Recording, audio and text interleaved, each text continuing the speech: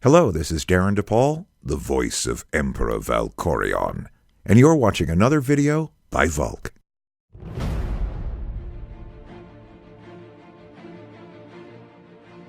Greetings, my friends. Today is 10th of July, the evening before Star Wars The Old Republic Game Update 5.3 will be launched. The date is tomorrow, 11th of July, just in case you got confused by the shit stuff I said just now.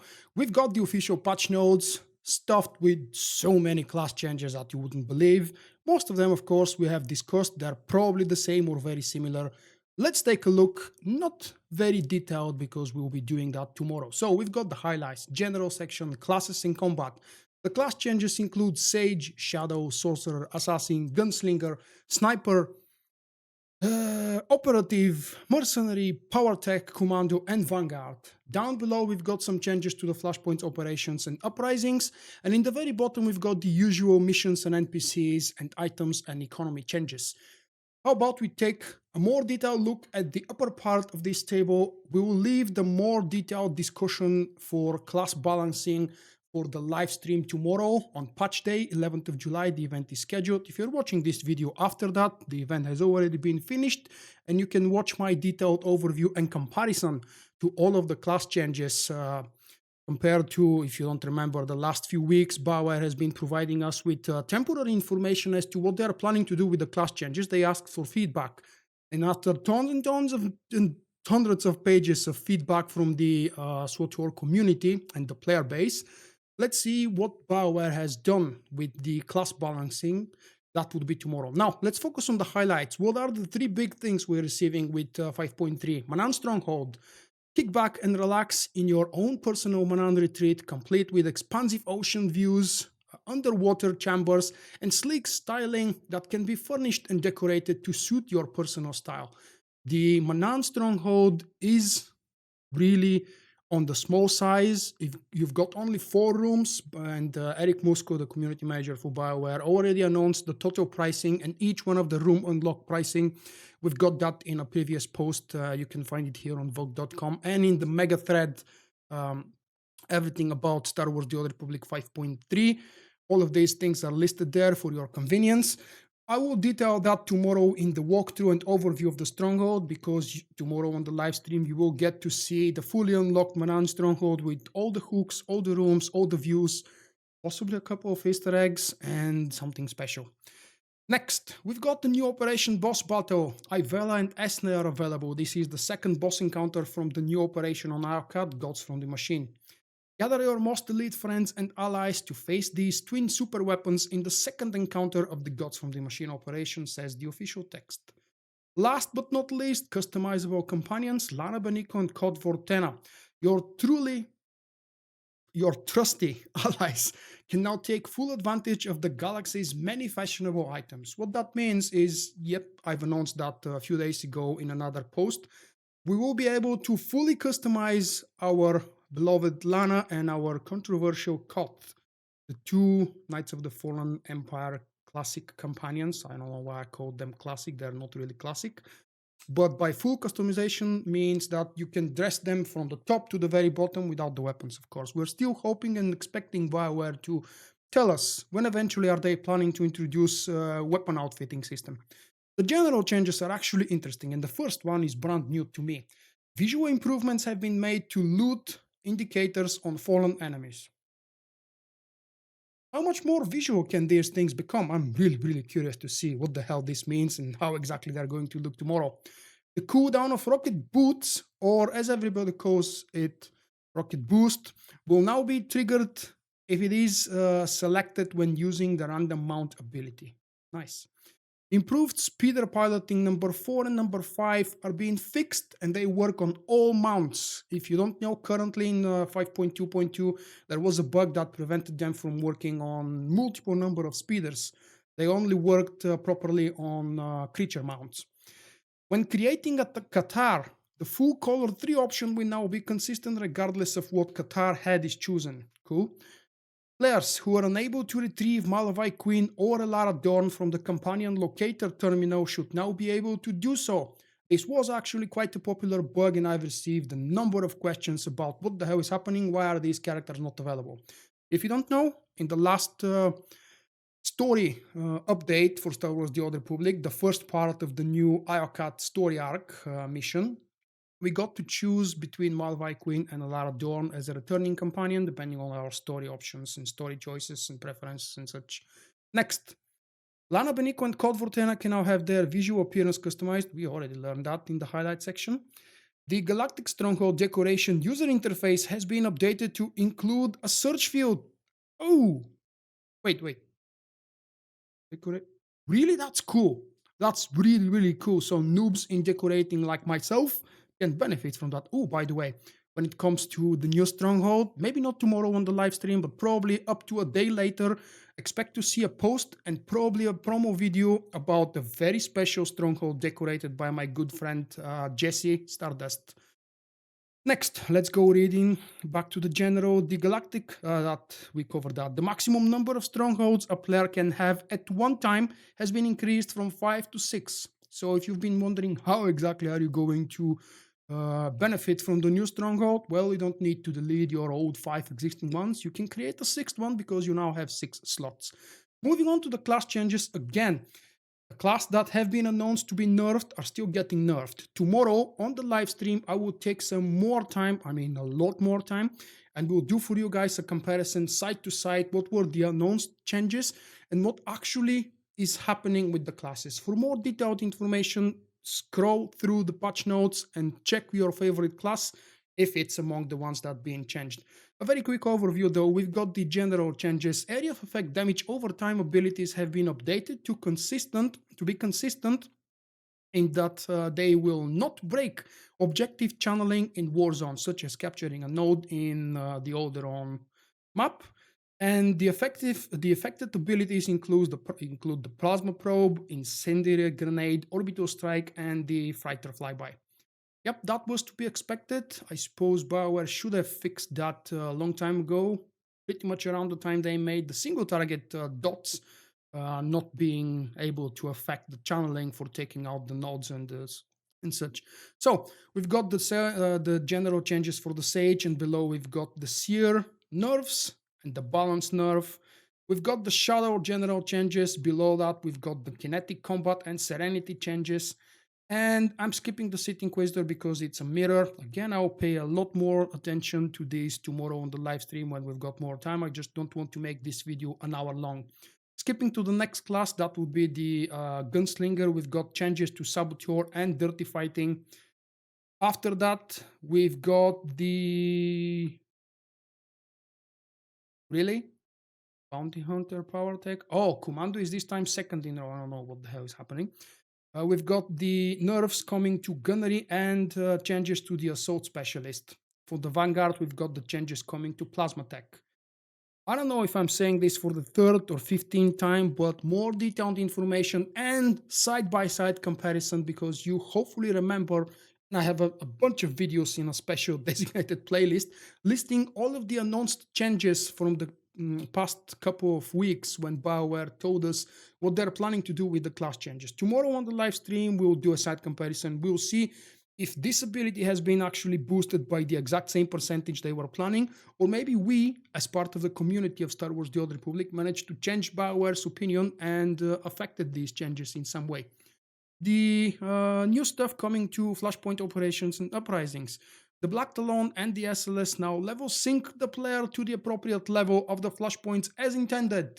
To match the low difficulty of this content, CXP custom consumables have been removed from the bosses. Now, this is kind of on the sad side because those are the first initial flashpoints and they contain so much story that it takes a long time to do them. Yep, they are considerably easier, but then again, Terral 5 is not really that much more challenging, if I have to be honest. And the fact that the SLS and Black Talon are longer might have actually compensated for at least a small CXP reward from the bosses. We still get CXP rewards from killing the normal mobs, I expect. That shouldn't change. Operations changes. The fire mines left by Thrasher in Common Villainy. Thrasher is the 3rd boss, you know, the big giant beast, cool beast, can no longer be reflected. Throughout the years, Reflects has seen so many nerfs, and gradually it stopped working on various boss encounters. I wonder if in the end it will work on any of the boss encounters at all. The next one, the fire damage near the door of the Dreadmaster Tyrant's encounter in Dread Palace can no longer be reflected. Alright. Damage from the Master Droid's Reign of Pain ability in the Ravagers can no longer be reflected. Ooh, this is going to be a pain for so many teams and guilds that revolve around the reflect. Corrected an issue which was preventing players from progressing past the Inferno Council in the Eternity Vault. There was that issue when you were supposed to kill one of the healing targets last in order to progress through the boss encounter and reach Soa, the final boss. That has been fixed. We found a very decent and easy to do workaround, because the boss that needs to die last is one of the bosses that is usually taken by the healers. So pretty much nobody really had any real issue with that bug, but it's nice to see that it's being fixed. What's happening to Uprisings? Due to their higher difficulty and longer completion time, an additional command experience consumable has been added to the final bosses of the Divided We Fall, Landing Party, and Trial and Error Uprisings.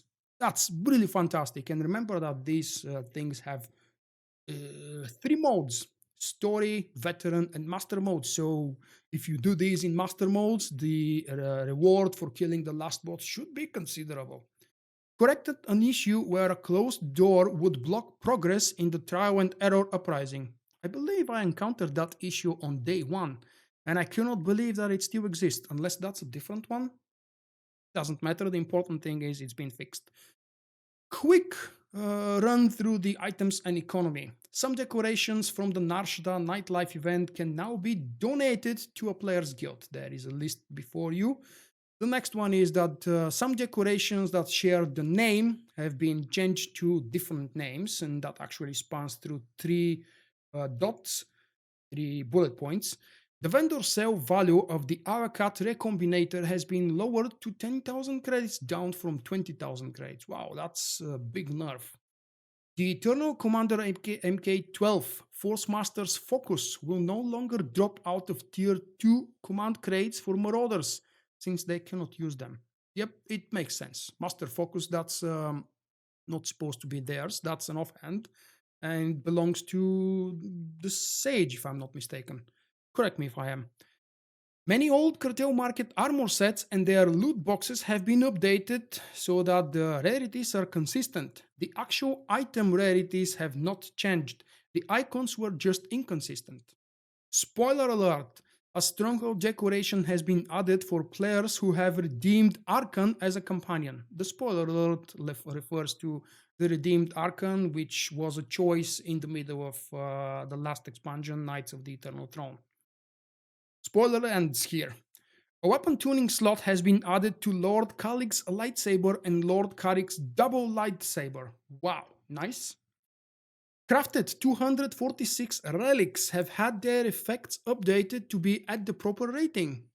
Really cool. 246 relics are an amazing thing to craft, because everybody needs 2 of those, and 248, the normal legendary set bonus gear, is kind of hard to obtain in the moment, unless you're a part of a hardcore endgame guild, whether it's PvE or PvP.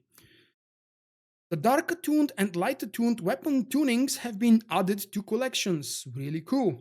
That's really fantastic news that Bioware decided to start adding those tuning effects to collections. It was announced, if you remember, when the first tuning appeared, that they will never be a part of the collections. And it's really nice to see that they have changed their minds and they are allowing it to happen. They're not cheap to unlock through collections, but it's far cheaper than obtaining 2 of the same type through conventional methods. Items that have 2-letter words in their name, such as the Altar of Schools, can now be searched on the GTN without having to remove the 2-letter word. That's actually a really cool update, and even though I'm not a big GTN master, I don't stalk GTN day out and day in, I have to say this is a very cool update, and it will lessen the frustration when you need to find something specific. You can just type the whole name or copy paste it if you prefer. What next? The Commander Tassar Holo Stronghold decoration is no longer appearing hostile to the player. Please stop attacking your Stronghold decorations. I like it when they include bits and pieces of joking in the patch notes. It's been a while since I remember seeing role playing kind of bullet point in the patch notes. The Gamorrean Guard Companion from the Narshada Nightlife event no longer requires artifact authorization for free to play and preferred status players. Go to the slots, keep farming because that bug has been fixed. A large quantity of items have had their status updated to no longer require artifact authorization for free to play and preferred status players. It doesn't mention large quantity. What does it mean? 10, 12, 100, 80% of the items that exist in the game? Still, it's good to know. Multiple Galactic Command weapons have been updated to require hilts or barrels as they were intended. Example, the Recon's Assault Cannon MK1 requires a hilt when it should be a barrel. I did not know about that. Nice. Character-bound Colo Crystals and weapon tunings from the cartel market, direct sale or packs can no longer be removed across characters via legacy weapons. Ooh, that's nasty. Fixed various tooltips. Well, that's a fix, so it's supposed to be that way. Fixed various tooltips typos for some of the class items from tier 1 through tier 4. Okay, corrected various typos in collections for the following items from the Dread Warlord pack, the latest one. There is a list of the 3 items here in case you are wondering. And there are a bunch more bullet points in the missions and NPC section. Let's go over them. We are at the end of that, and you guys obviously have some free time if you are at this point in the video. Tanovic has been convinced to put clothes on and will no longer appear naked in Knights of the Fallen Empire cutscenes. I complained about not having bits and pieces of role-playing elements in the patch notes, and there it is. This is what I was talking about. Corrected an issue where the hint ability would not appear on the player's hotbar in Chapter 6 of Knights of the Eternal Throne. Ooh, everybody hates that Chapter 6 because it's kind of slow, and if you don't get the hint ability show up, you don't know what to do. Damn, it's a true maze there. Master Mode, Zerka Corporate Labs, and Zerka Core Meltdown Flashpoints now progress the weekly Galactic Conflict missions as intended. Really cool fix because these are relatively easy and quick to do flashpoints. Corrected the typo in the mission weekly story uprisings, which stated the player needed to complete 10 uprisings when they only needed to complete 5, so it's just a typo. The quest works in exactly the same way. Xenoanalyst 2 from the Relics of the Grey event on Ilum now drops Grey Helix components as intended. Really? I've never done that boss in the last year or maybe longer, so I didn't know it actually doesn't drop these. Players who abandoned the IOCAT mission facing the machines of war can once again reacquire it. This is important. Again, it's a fix that affected quite a few people, and I've been asked about how to work around this issue quite a few times in the past weeks and months. So, yep, it's been fixed now in 5.3, and you can do it. Orbital recon probes will now always drop orbital recon probe memory cores even if they self-destruct.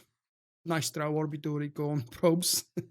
This is the objective of the Looking for Signs daily missions on Ziost. Ooh, it's been a very long time since I've done these. Well, not so long actually, about a month. I did them not so long ago, yeah. Okay, 2 more bullet points before we wrap things up. The weekly Gods from the Operation mission objective has been updated to require that the player kills the second boss encounter. Obviously, with 5.3, we've got the second boss encounter, and usually these quests require you to finish the operation, so it's only understandable that with every new boss released from the operation, Bioware is going to update the related weekly quest. Last one, walking onto the ramp during the Forgotten World mission on IOCAT will no longer reset the encounter. These are the patch notes. For the 16th time, stop by the live stream on patch day tomorrow. The event is scheduled for 5 p.m. GMT because that's when the servers are expected to come back online with the patch applied to them. And we will see a very detailed overview and walkthrough of a fully unlocked Manaan retreat, the brand new Manaan Stronghold.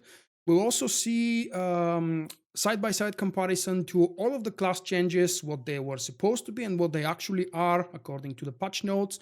We'll have a discussion on the matter. You'll get a chance to tell me how your favorite class has been ruined or perhaps fixed for the greater good. And of course, starting around, what the hell is it?